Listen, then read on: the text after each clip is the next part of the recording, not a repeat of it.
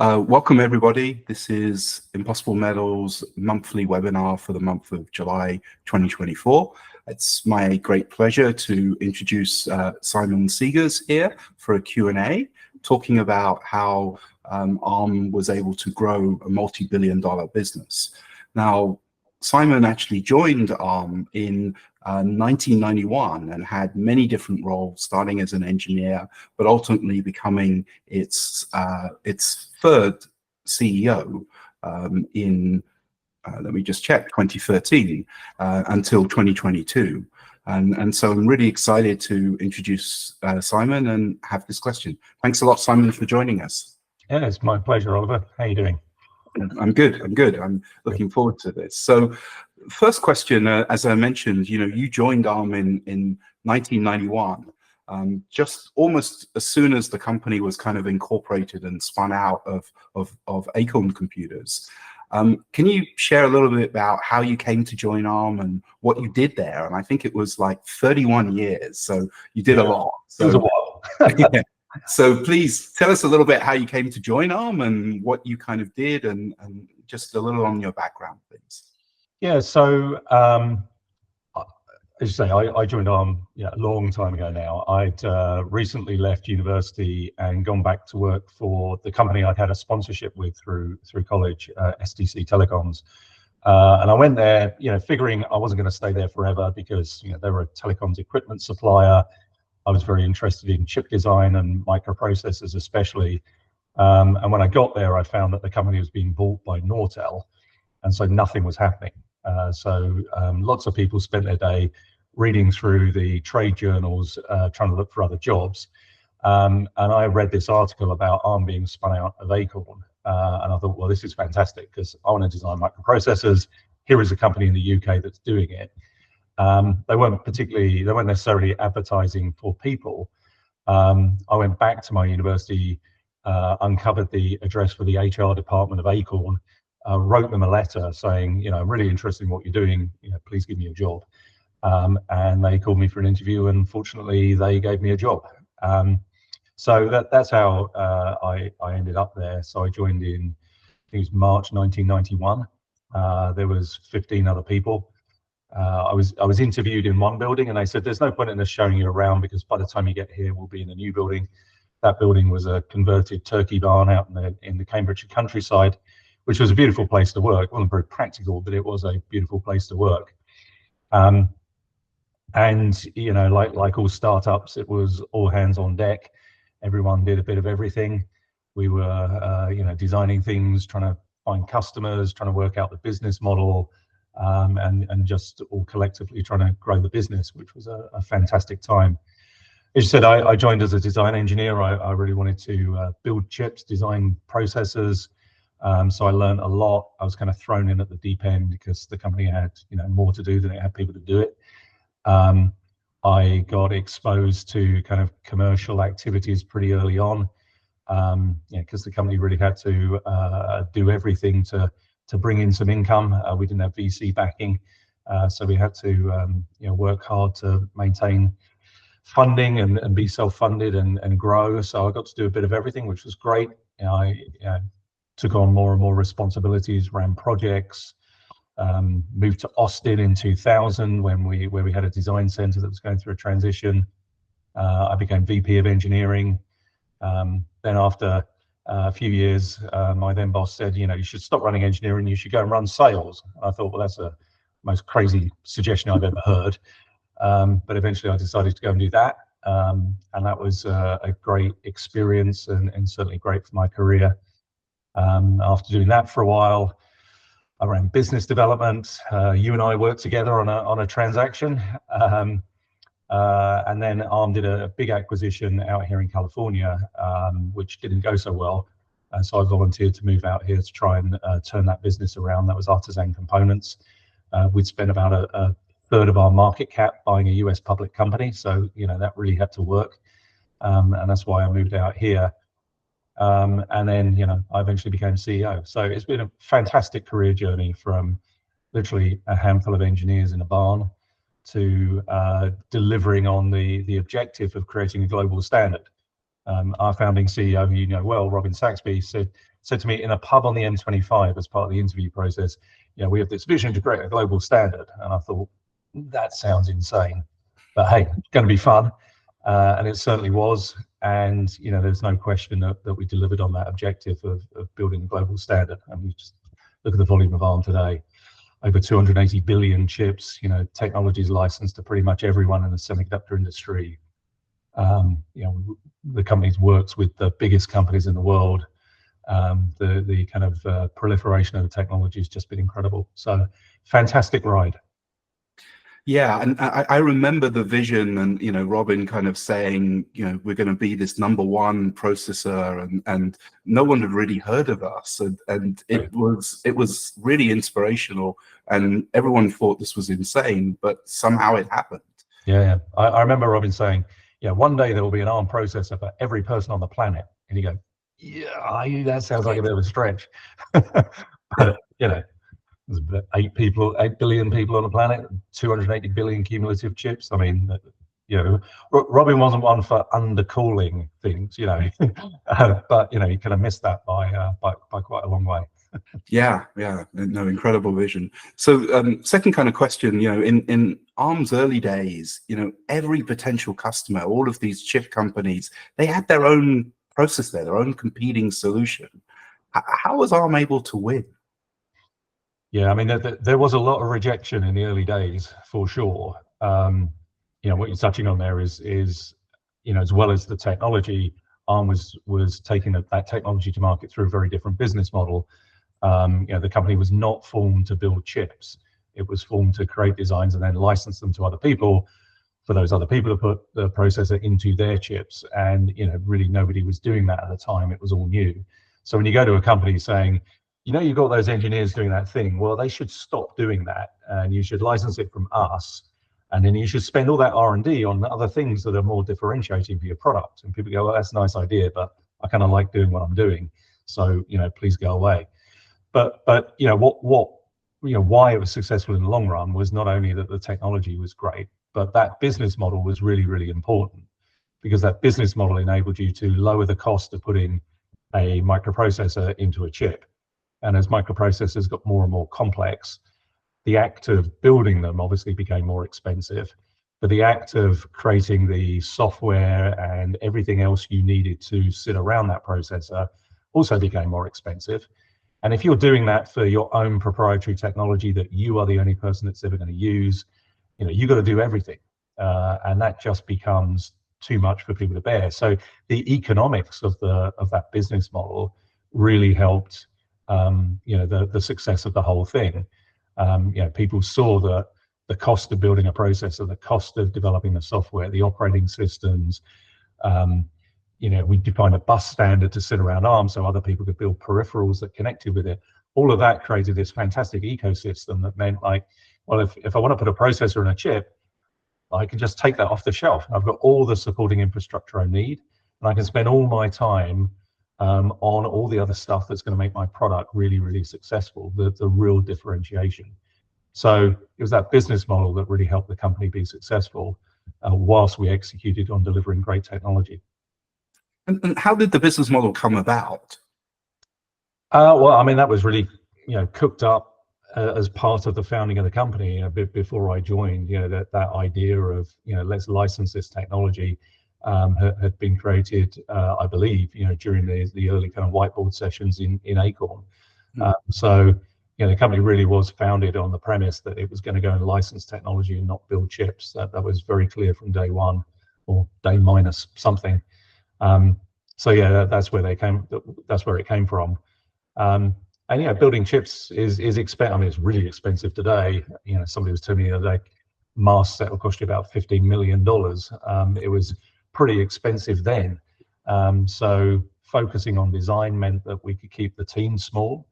We had to do other things like build software, tool chains and all of that. But it meant it was a kind of tractable problem for the company. And that idea of the economics of chip design changing over time, at a moment when semiconductor technology had really got interesting. You're at a point where you could cram so many transistors into a chip that you could build a system on a chip and not have a chip just be a single function. it was all about the kind of timing, the business model, the technology, all of that came together.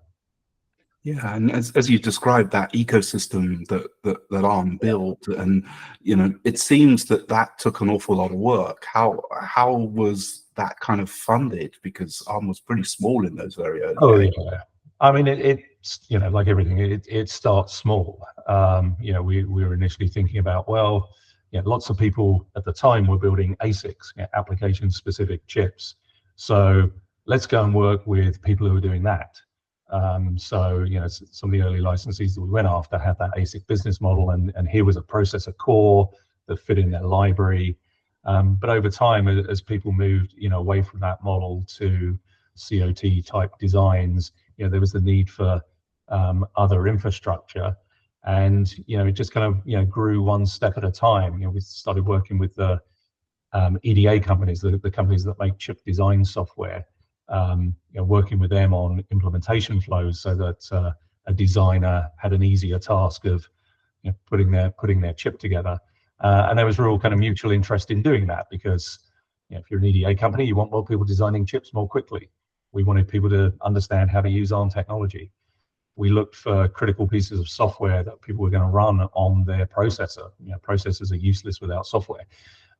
So real-time operating systems were really important, and you worked on helping build that ecosystem of real-time operating system companies, and as you know firsthand, because you did it, it was a case of going around and trying to twist people's arm, pardon the pun, to support this technology. And initially it was like, well, I will when there's high volume, so come back when there's high volume, and so there was this kind of chicken and egg dance that we had to go through to convince people to create support, and that will feed design wins and volume, which will feed success for the other company's business.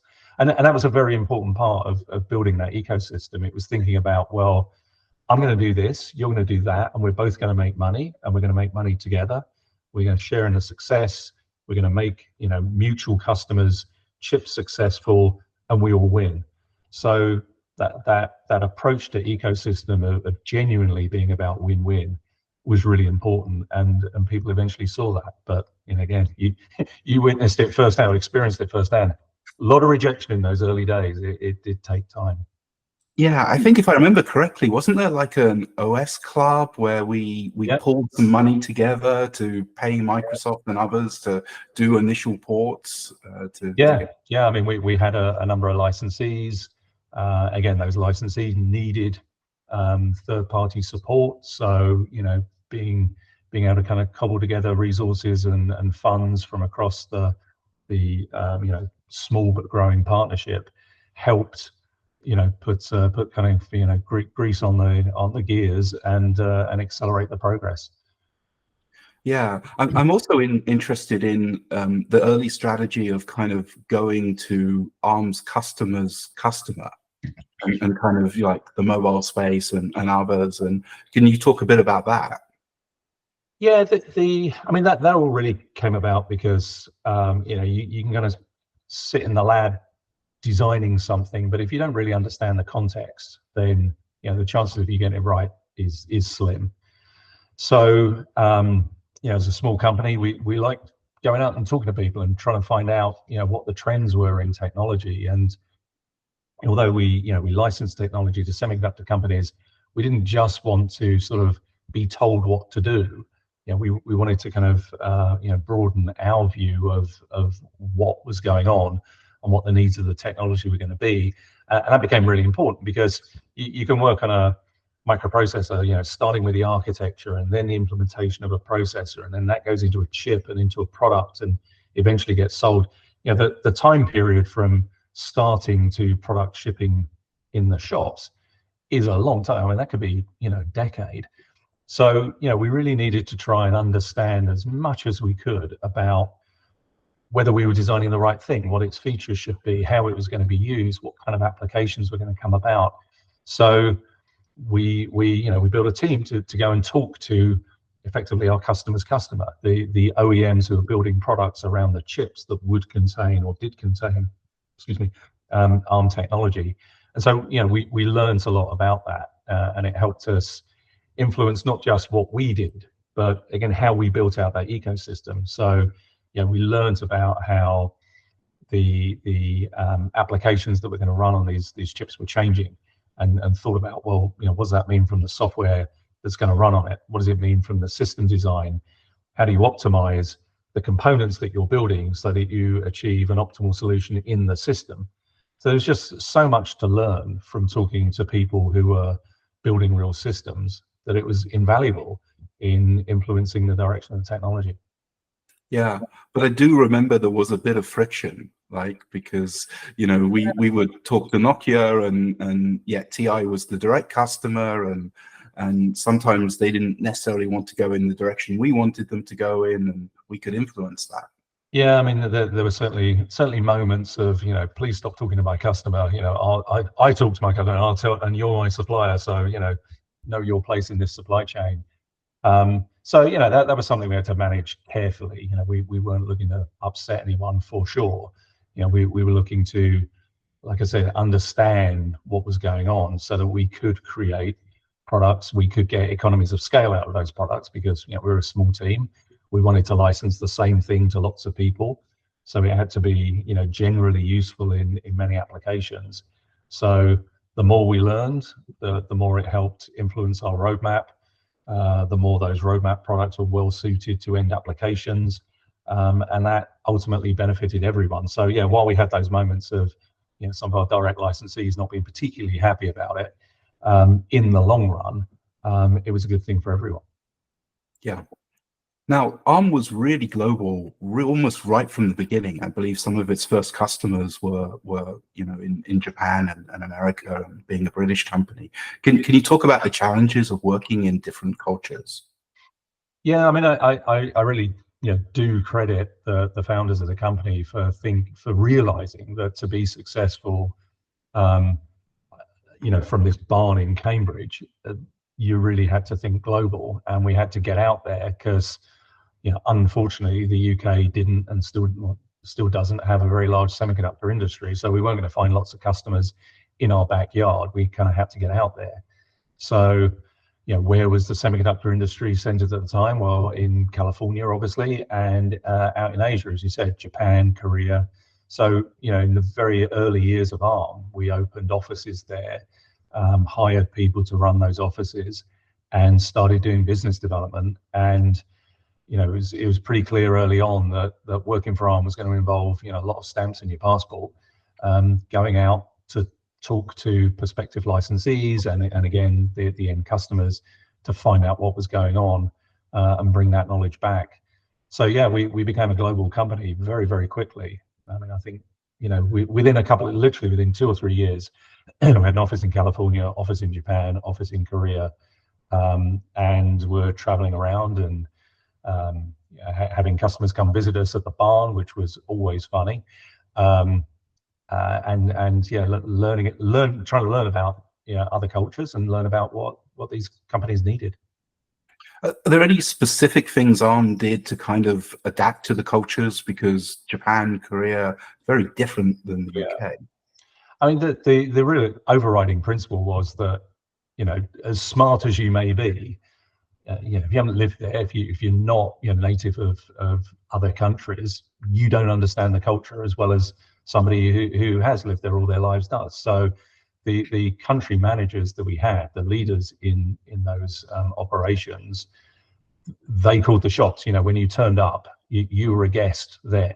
You weren't there to tell everyone how smart you were and what the right answer was. You were there to listen, right, and learn and take the lead from the person on the ground who had the relationships and knew how to do business.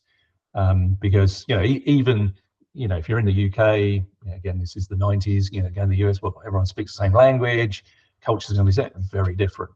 So just how you do business, you took the lead from the local expert, and that was very important. And that was that was reinforced by everyone who was involved in dealing with any customer, really. Yeah. Now you were ARM's third CEO. How was your leadership style different from your predecessors? Yeah, it's I've been asked this question a few times. I mean, it's hard to say. I mean, one of the things I did learn an enormous amount from Robin and then Warren. Phenomenal people. Got huge respect for them for what they did, and they helped me enormously through my career. By pushing me out my comfort zone, showing what good leadership looked like. There's just enormous amount I took from both of them. Run sales, for instance, that must have been. Go and run sales. What are you talking about? Go and run sales. And Robin one day saying to me, like, in the future you should be the CEO. I'm like, what are you talking about?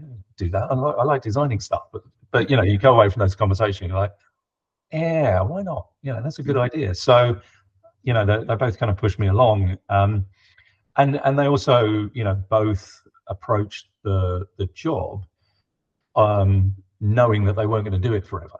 So, really thinking about succession, Robin was thinking about succession 2 steps ahead, thinking about how to build a company that endures, that's going to last for a long time, is going to have, lasting impact. So, those are things, amongst many things that I took from them.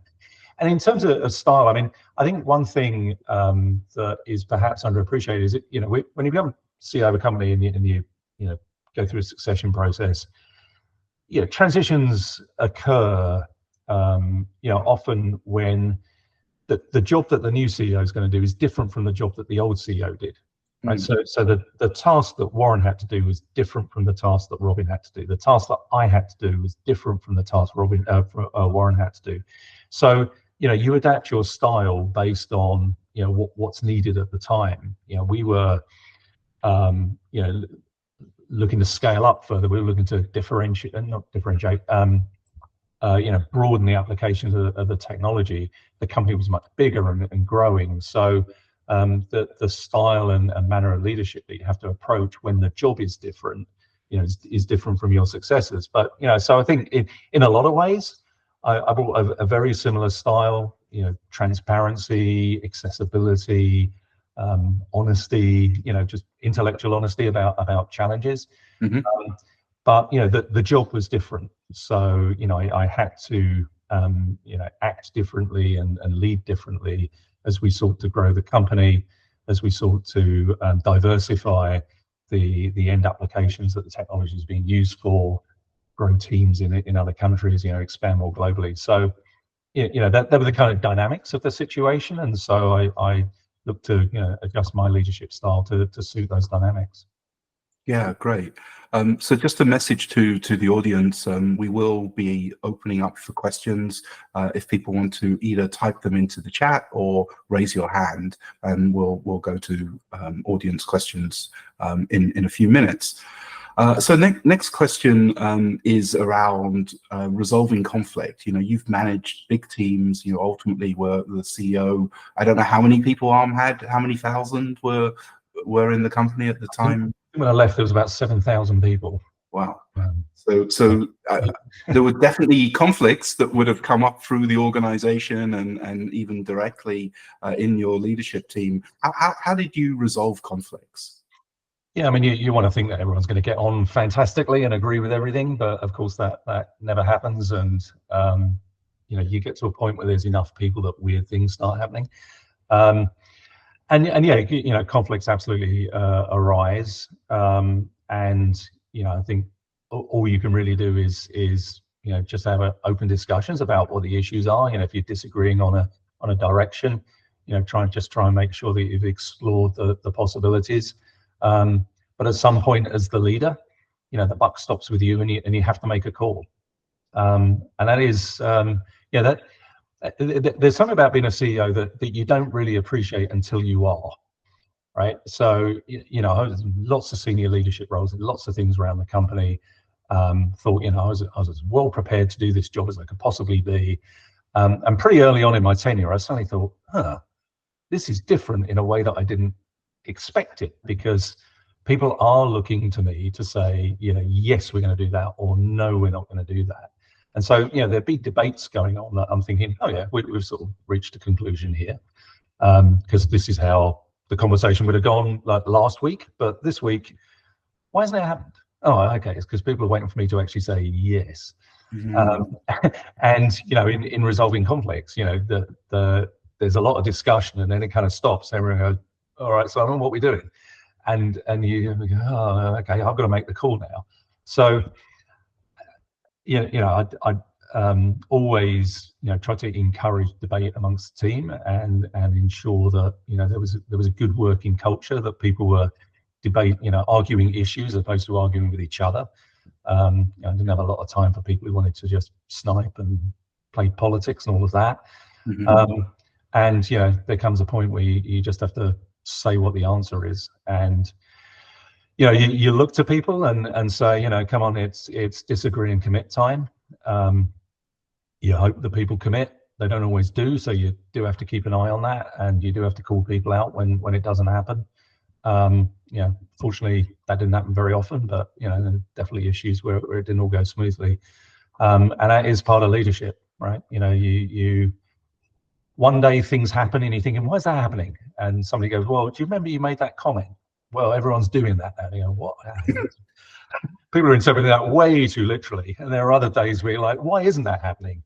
Because I said so, and I thought I was really clear about that. And like, well, so balancing all of that is interesting, especially in a large organization where you don't know everyone. Everyone knows who you are, but you don't know everyone. And right.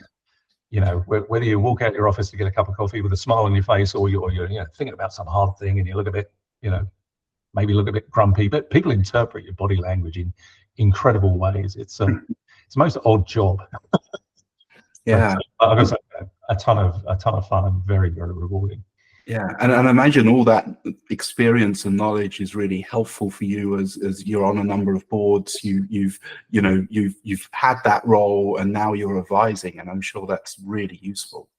Yeah, I mean, as you said earlier, I left Arm 2 years ago, and I've now got this collection of interesting jobs where hopefully some of this experience can be put to good use, and I can help other people. Hopefully you find the conversations you and I have useful, and I definitely enjoy working with leadership teams on boards and through all the other bits and pieces I'm doing. Yeah, great. So a question about what's something you wish you knew earlier in your career, that 31 years ago or even 35 years ago when you joined Arm. Yeah. The power of networks, power of personal networks, is something that I didn't appreciate early on in my career. I'm in a position now. I met a lot of people, so something comes up, and I'm like, who do I know that knows that, or who do I know that knows someone who knows that? And I've got a pretty broad network, and that is something that definitely along the way through my career, it kind of dawned on me that was really important, and could be really valuable, and I saw others having very strong personal networks, and I remember thinking, yeah, man, I wish I'd invested in that earlier. And I'm a bit naturally introverted, so it is a bit painful for me at times to go and shake hands with some random person and say, what do you do, and build up, get to know people. But it is super powerful when you've got a strong network of people. Because no one knows everything, no one has the answers to everything, and it's great when you're in a situation that's unfamiliar, or you're looking at something you don't quite understand, to be able to pick up the phone to somebody that and you get on with, and you can ask for help. And most people want to help other people. Not everyone, but most people do want to help other people. And so if you've got something to bring to the conversation, then you can build really strong relationships that turn out to be massively useful. Yeah, great. AI is super hot right now. It's semiconductors that is really powering all of this AI. How do you see AI is going to, in the future, influence our lives and purposes? Yeah, I mean, it's great to see how after decades and decades, people are suddenly realizing that these semiconductor devices are pretty important, and pretty valuable, and they're really hard to build, and the technology behind it is unbelievable. I mean, it still amazes me that it is possible to build chips at nanometer scale that work. I mean, forget what they do; they just work. It's quite incredible, and seeing the rise of AI, which is something people have been talking about for years. When I was at university, I was sharing a house with people who were doing a degree in AI, and it was very, philosophical at the time. It was all about how does the brain work and what does self mean. There's a lot of philosophy to it. It wasn't about coding up neural nets in Python. But now, of course, the compute technology, the algorithms have become so powerful that you can do amazing things with AI, and it is having and is going to have a huge impact on our day-to-day lives and society at large. And I do think it's interesting that it's probably the first time I've seen a technology where all countries around the world are going, yeah, this is going to have a big impact on my people. So, I can't just get this from some, foreign supplier. I've got to have my own expertise here. So it's really creating a sort of worldwide, having a worldwide effect on people needing to understand the technology. And, when you've got autonomous systems making decisions for you, that's it is important that people do understand how those decisions are made. So, I think we're going to see more and more AI, AI becoming more powerful. I mean, LLMs, incredible, but imagine what's going to come next. LLMs are not the end of the story. We're going to have more things that do, even more incredible things. And it's going to affect the lives of people, and therefore understanding how and why decisions are made is going to become really important. So, there's people have been talking about explainable and transparent AI for a long time. I think we're going to see more emphasis on that and the need for systems to be able to explain themselves, because we will become more and more dependent on it.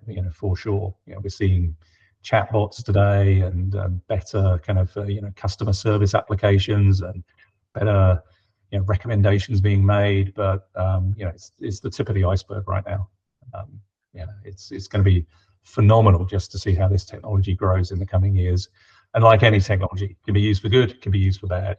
And everyone is very alive to what AI is doing. And so I hope that creates the right kind of emphasis around challenging the good and the bad uses of AI and making sure that it does get used in the right way. Yeah, no, great. So another question here about, if you could have dinner with one historic figure, who would it be and why?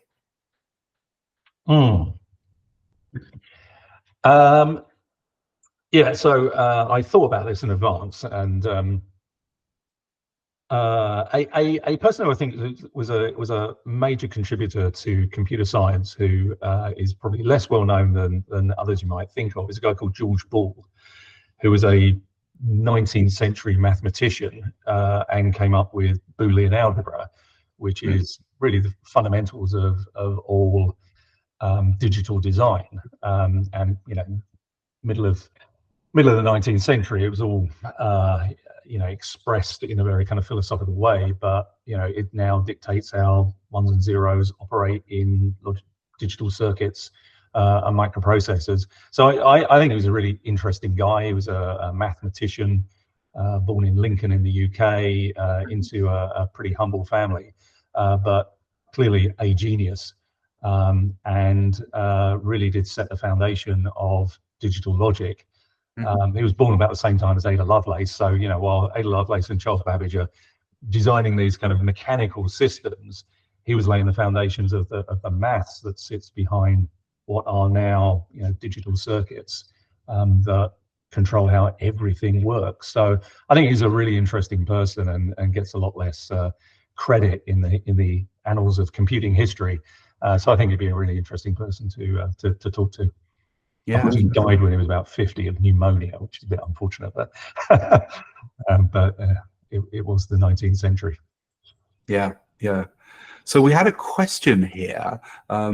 So can you tell us more about how ARM secured its first deals internationally, and how much time did it take to secure the deal? Yeah. So, early days of ARM, most of us were working on technical products, on the engineering. our founding CEO, Robin Saxby, was really the company's lone salesperson, and he was leveraging his network, going out trying to find people to who are interested in licensing technology. So the early deals that we did were with TI, who are based in the US, with Sharp in Japan, with Samsung in Korea. The TI engagement came about because our then CTO, he was CTO at the time, Mike Muller, was giving a presentation on ARM at a conference called Microprocessor Forum. It used to be a big deal where lots of people talked about these different microprocessors they were doing. And TI were in a make versus buy debate at the time, and there was a guy in the audience who saw Mike's presentation and came up to him afterwards and said, "Hey, let's talk some more." So that's how that came about. The Sharp deal came about because the ARM was formed as a joint venture between Acorn and Apple. Apple were building the Newton, this first handheld personal organizer. Sharp were building a version of that under license, so they needed a license to the technology from us. So that's how that came about. And the deal with Samsung, to be honest, I'm not quite sure. I think that was probably Robin flying around the world and meeting someone somewhere, and it all kind of going from there.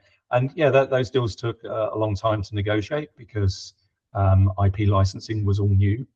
And so there was a lot of inventing some of the principles which remain in ARM's contracts today, but were really thought up back then.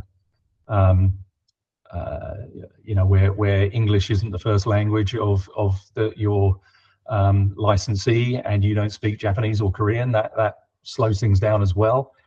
We would go there, they would come visit us. I mean, I went to visit Samsung during the first negotiations that we did, and learned at the sharp end very quickly just how different it was doing business in different cultures.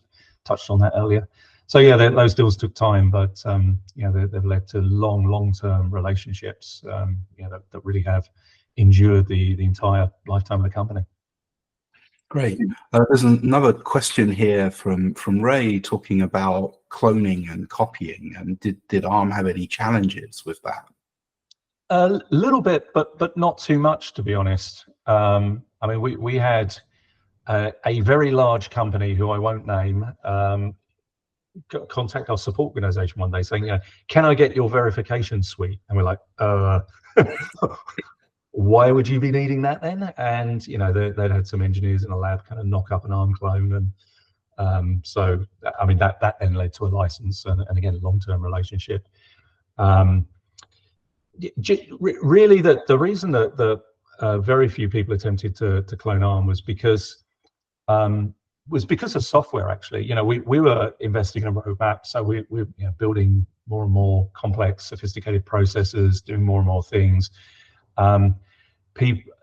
Third parties were writing software to run on the processor, and if you went to, and we know this happened, people going to an OEM customer saying, "Hey, I've got this chip that runs this industry standard software," and they go, "Well, where'd you get it from? Is it the real thing?" Well, no, we've kind of created it.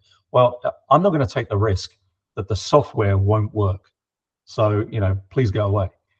So that software, the sophistication of it, the complexity of it, the fact that we're investing in this roadmap really meant that the cost of failure. You build a chip, it's very expensive, takes a long time. There are months where you're sitting around waiting for the chip to come back from the fab, and you're hoping that you verified it correctly. You get a product out in the field and it fails because of some bug, some obscure feature of the architecture that you didn't get right. That's going to kill the company. And there were some obscure features in the ARM architecture that I personally looked at a number of clone devices when I was running engineering, and you go, "Oh yeah, you got that wrong because everybody gets that wrong, and that you did that wrong because it's hard." It looks easy.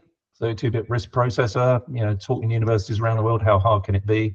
Well, getting it even wrong slightly means a lot of software doesn't work. So, our customer didn't want to take the risk on that. So, it stopped people doing it. Plus, getting access to the real thing was relatively inexpensive. We tried to price it in a way that encouraged people to get on the real roadmap, use the technology, help fund the ecosystem, because of the kind of self-reinforcing aspects of that. And that strategy all kind of worked. So we really didn't suffer too much from people cloning the technology.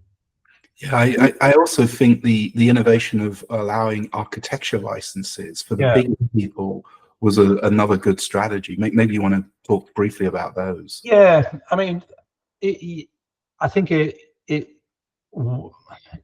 terms of strategies towards preventing cloning, perhaps, but more so, we had a finite amount of resource. There were products that we were building because we saw mass applications for them, and there were others who were like, I really like the architecture, I really want to leverage all that ecosystem, but I want to build an implementation that's different from yours because I've got a different application. I've got an application that you haven't got the engineering resource to go and target.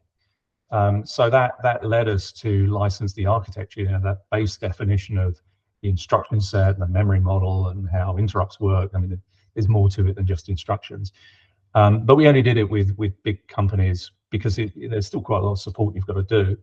And we did it with people who we thought were really going to drive volume and drive proliferation of the architecture, and that did work very, very well. So it's done selectively. But it has been a very important part of the company's strategy. Now, one thing that we absolutely sought to do, which others in the early days did not, was ensure consistency in the architectural implementation. So we spent a long time defining the architecture. When you run this instruction, it does this, and this is the impact on the machine state. And and again, that sounds easy, but you look at a copy of the ARM architecture reference manual these days, it's a telephone directory.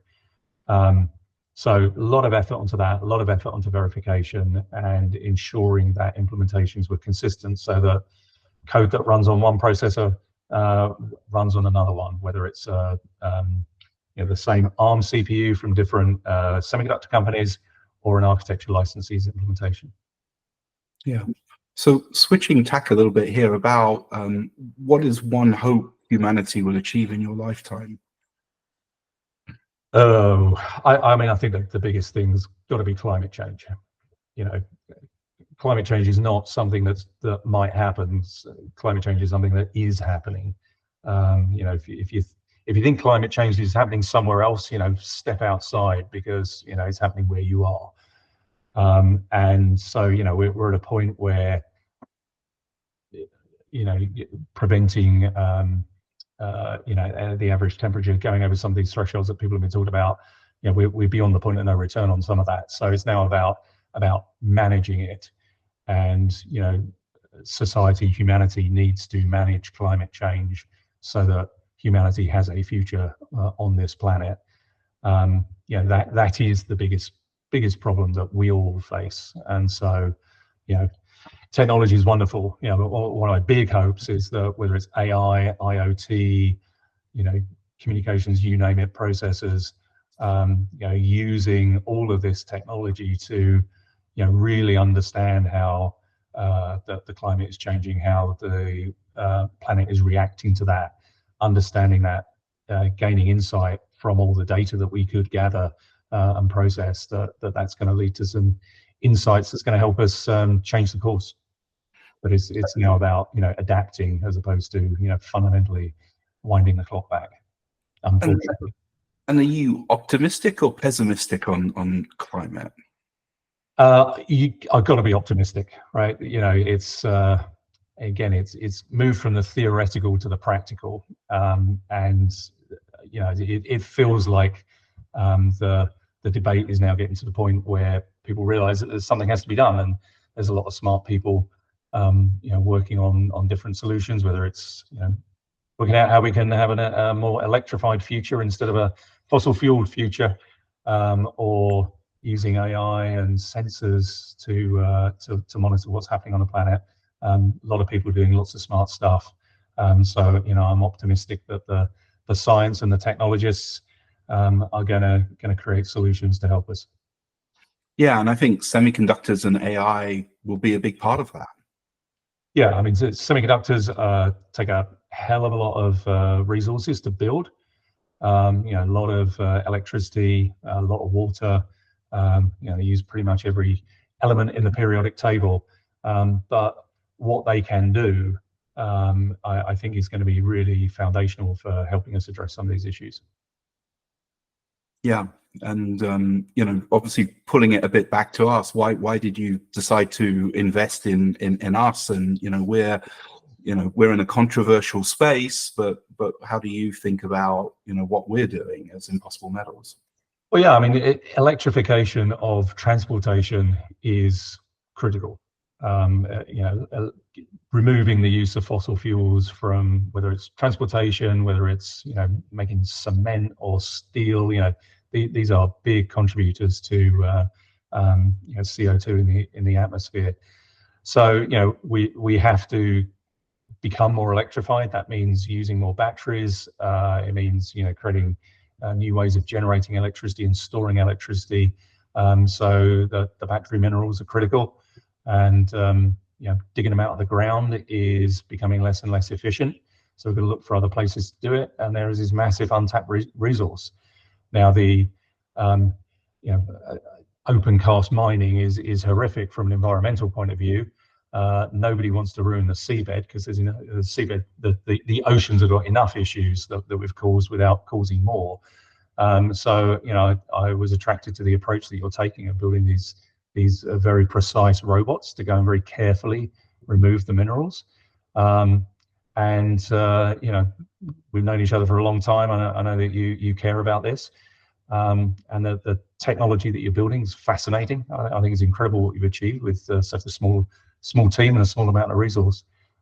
So I hope it's successful, because what you're doing is important. Great, thank you.